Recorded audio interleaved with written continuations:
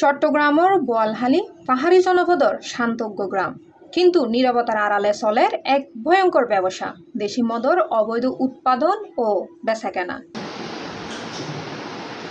অবশেষে শুক্রবার আগস্টের 22 তারিখ সেনাবাহিনীর অভিযানত ধরা পড়ল মোহাম্মদ সোহেল, বয়স 33 ও করলডেঙ্গা ইউনিয়নের তালুকদার পাড়ার হাফেজ আহমদর ফুয়া। অভিযানত জব্দ হয় 490 লিটার দেশি মদ, ফোয়ারা আটক করা হয় মদ বহনের উগ্র সিএনজি।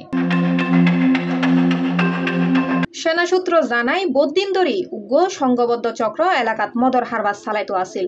গোপন নজরদারির পর অবশেষে চক্রর একজনের আইনের আওতায় আনা সম্ভব হয়, কিন্তু অভিযান এডে শেষ ন। পুরো চক্রের দৈত্যে সেনাবাহিনীর অভিযান অব্যাহত থাকিব।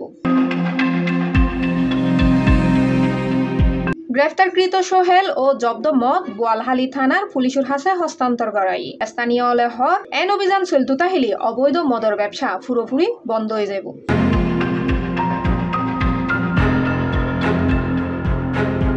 Desk news, C+ TV, Chittagong.